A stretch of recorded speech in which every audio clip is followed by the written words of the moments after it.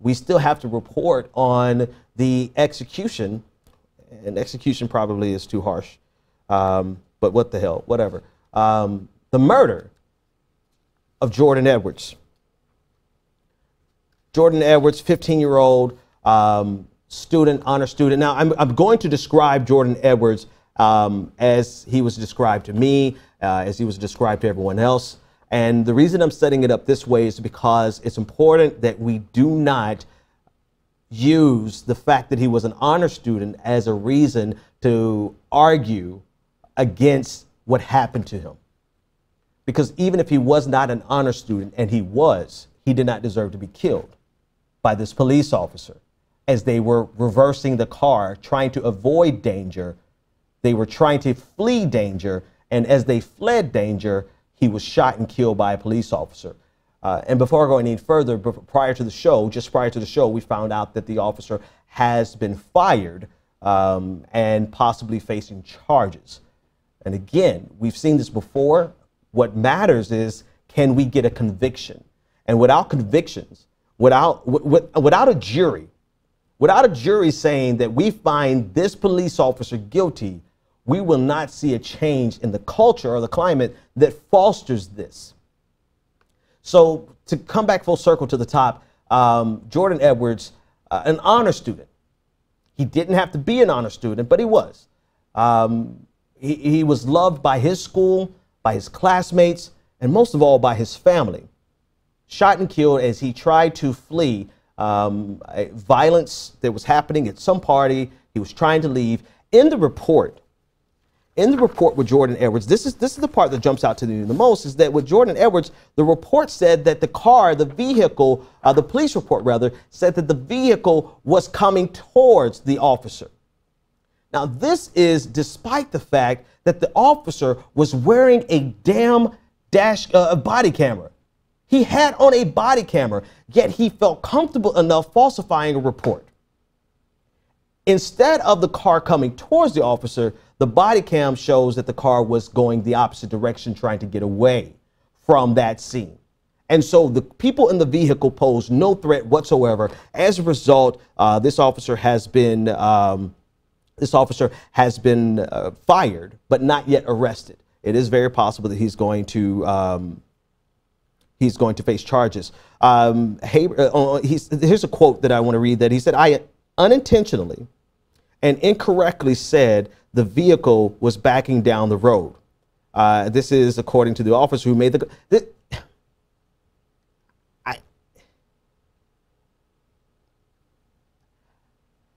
I guess we can explain away everything, right? I guess we can apologize and just, but you know, how do you get that detail wrong? How do you, as a police officer, get that detail wrong?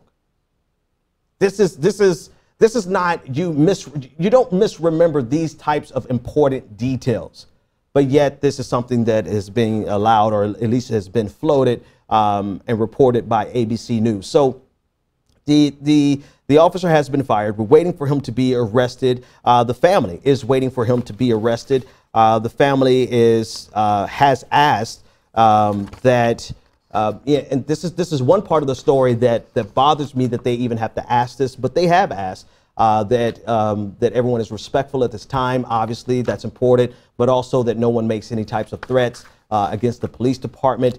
I feel that the family should not have to ask that, not because of the potential of violence, but because that is not a burden that this family should bear. They have chosen to bear it, and that's their business, and not putting any type of judgment against the family. But this is the type of situation we're faced with, right? They are grieving the loss of their son,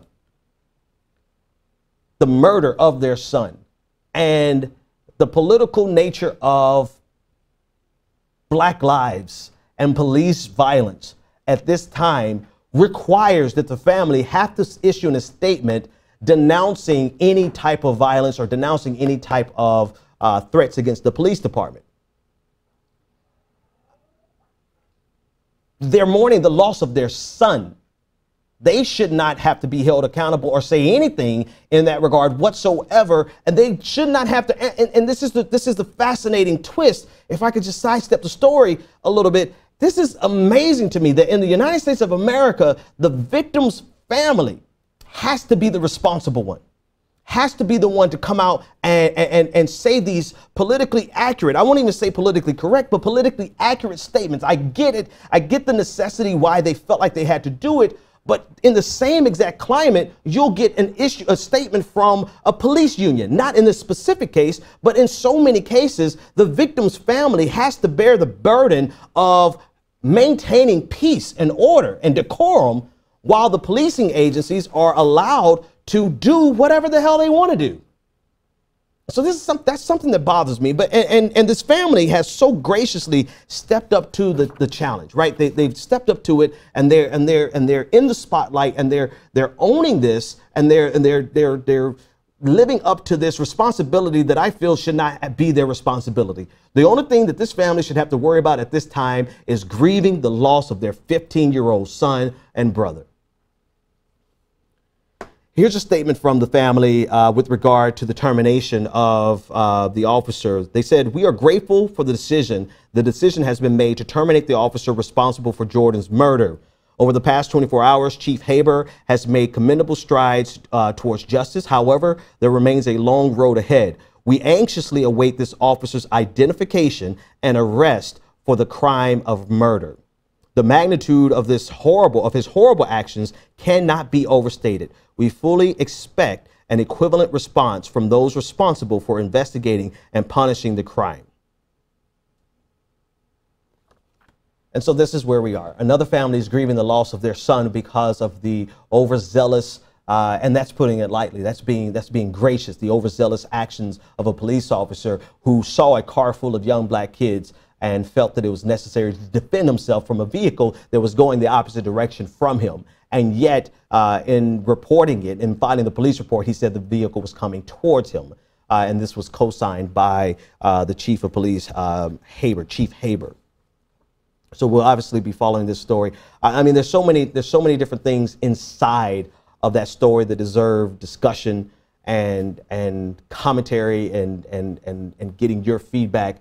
But for right now, we'll leave the story there, and we'll come back to it as we get more information.